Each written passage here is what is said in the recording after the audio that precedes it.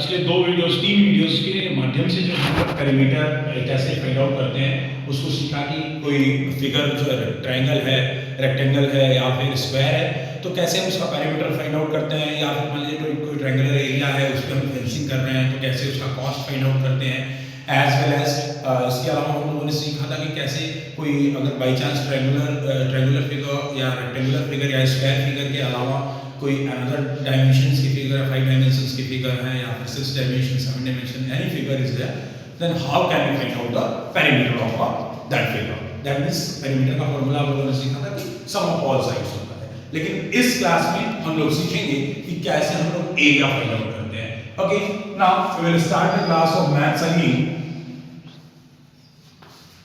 of class 5th, and today's date is 9/01/26. okay, so आज हम लोग सीखेंगे कि कैसे एरिया फाइंड आउट करते हैं, लेकिन एरिया फाइंड आउट करने से पहले कुछ यूनिट्स के बारे में जानकारी लेते हैं कि कैसे कुछ यूनिट्स, आखिर हम लोग कोई भी एरिया फाइंड आउट कर रहे हैं तो उसका यूनिट्स क्या होते हैं। जैसे कि सपोज दैट कोई स्क्वायर है और ये 1 mm इसका है यूनिट और ये भी 1 mm का है साइड, तो इसका जो हम यूनिट फाइंड आउट करते हैं, वैसे साइड का एरिया ऑफ साइड जो एरिया ऑफ स्क्वायर जो होता है, एरिया ऑफ स्क्वायर आगे हम लोग इसके बारे में पढ़ेंगे कि एरिया ऑफ स्क्वायर क्या होता है, वो होता है साइड इनटू साइड होता है।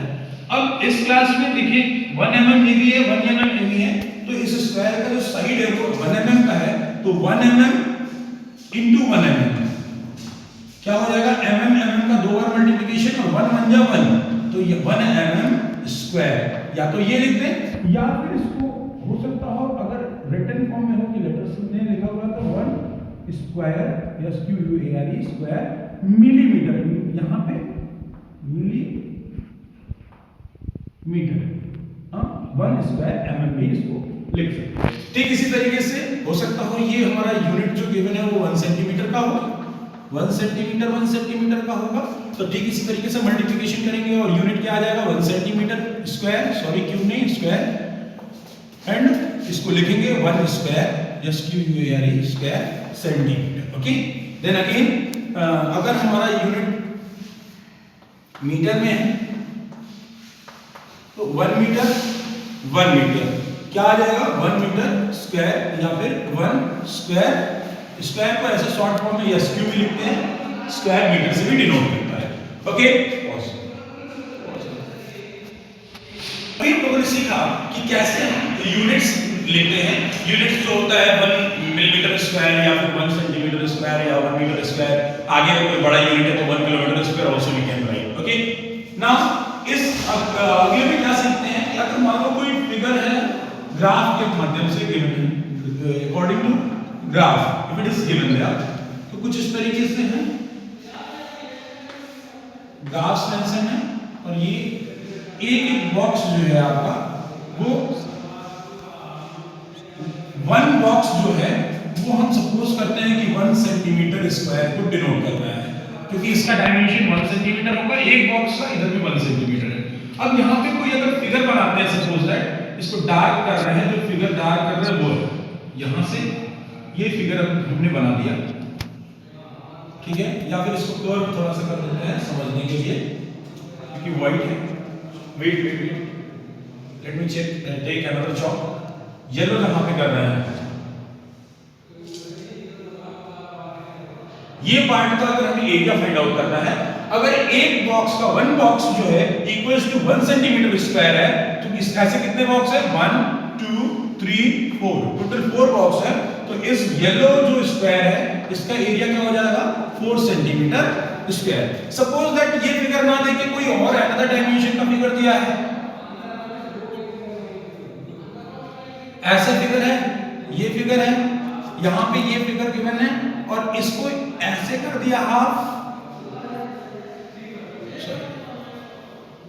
ये व्हाइट चॉक के थ्रू हम ड्रॉ कर रहे हैं, ये नहीं है, और इसको ऐसे ड्रॉ कर दिया सपोज दैट, तो इसका क्या एरिया फाइंड आउट करेंगे, कैसे इसका एरिया फाइंड आउट करेंगे, तो we will take this is 1, this one is 2 3 4 this one is 5, ये 5 जो है या 5 जो है वो टोटल कंप्लीट बॉक्सेस है, तो ये 5 जो है वो 5 सेंटीमीटर स्क्वायर तो हो गए, लेकिन आगे ये पार्ट देखा जाए तो ये हाफ है, तो ये हो जाएगा आपका 5.5 सेंटीमीटर स्क्वायर। अभी हम लोगों ने सीखा कि कैसे हम बाई काउंटिंग स्क्वायर्स हम लोग फाइंड आउट करते हैं किसी भी फिगर का एरिया। नाउ हम लोग बाय द गिवन फॉर्मूला कैसे area of square find out करते हैं, area of rectangle find out करते हैं, इवन इस केस में हम लोग एरिया ऑफ ट्रायंगल को भी फाइंड आउट करना सीखेंगे आज की उस वीडियो में। First one is how to find out area of square. जैसे हम लोगों ने पढ़ा पिछले क्लासेस में कि स्क्वायर जो होता है उसके सारे डायमेंशन, सारे साइड्स जो होते हैं वो सेम होते हैं। ओके, सो इस केस में क्या होता है, हम क्या फाइंड आउट करेंगे, एरिया ऑफ स्क्वायर जब फाइंड आउट करेंगे तो एरिया ऑफ स्क्वायर का फार्मूला होता है साइड इनटू साइड, और समटाइम वी से दैट कि दिस वन इज साइड का square. Side square means suppose that in this question only we are going to take one example।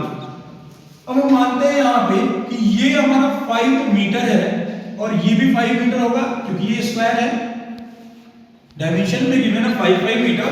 Now what will be the area of this given square, तो area of square क्या होगा, area of square S Q U A R E square equals to 5 into 5, 5 5 जा 25, that means 25 metre square.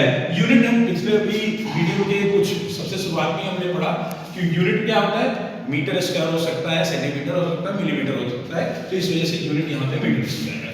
Okay, now next हम लोग सीखेंगे कि कैसे find out करते हैं area of rectangle.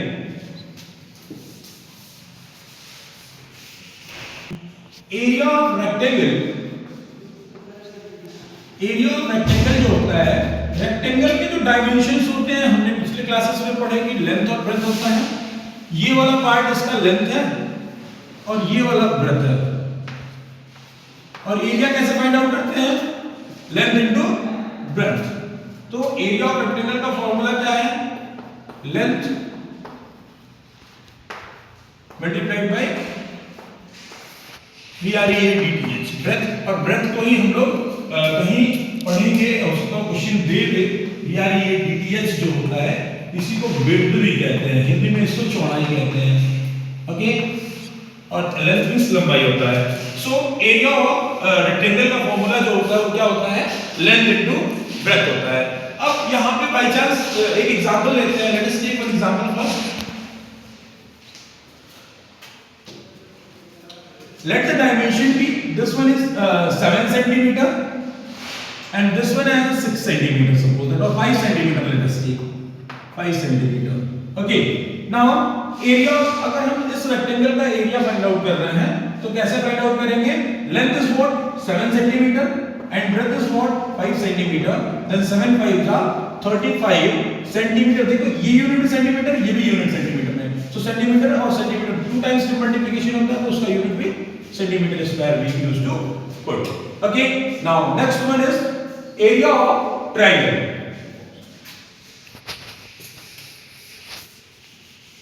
Area of triangle जो होता है उसमें आप लोग पढ़ेंगे ट्रायंगल, एक सिंपल ट्रायंगल ले रहे हैं। ट्रायंगल में 3 डायमेंशंस को हम लोगों ने पढ़ा था, एक ए बी सी हम लोग लास्ट टाइम पढ़े थे, और पेरीमीटर फाइंड आउट किए थे तो सम ऑफ ऑल साइड्स करते हैं तो a + b + c कर देते हैं। बट इस केस में जब एरिया फाइंड आउट करते हैं तो क्या करते हैं, एक इस पे हम परपेंडिकुलर ड्रॉ करते हैं। परपेंडिकुलर मतलब क्या होता है, ऐसा लाइन जो इस दो पार्ट्स को, इसको 2 पार्ट्स में, बराबर पार्ट्स में डिवाइड करे, वो होता है, और 90 डिग्री का फॉर्मेशन करे यहाँ पे। ओके, नाउ ये परपेंडिकुलर जो होता है इसी को हम लोग h नाम देते हैं, हाइट है, क्या है ये, हाइट है। सो अब यहाँ पे अगर एरिया ऑफ ट्रायंगल निकालते हैं तो क्या होता है formula, half base into height.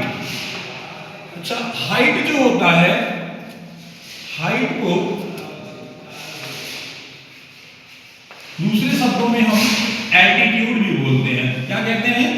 Altitude कहते हैं. ओके, नाउ कहीं अगर बाय चांस क्वेश्चन में गिवन है कि altitude is this, base is this, then also you can find out the area by using the same formula, half base into height. अब lastly हम कहें तो ये हम डिनोट जब करते हैं तो b इनटू h भी कर देते हैं, क्योंकि यहाँ पे डिनोटेड है कि बेस b है और h है. Okay, now let us take one example कि एक ट्रायंगल है जिसका हाइट हम ले लेते हैं 10 सेंटीमीटर, 10 सेंटीमीटर और बेस है आपका 8 centimetre. Okay, now what is the area of this triangle? तो एरिया ऑफ ट्रायंगल क्या हो जाएगा? हाफ, बेस क्या है 8 और हाइट क्या है 10.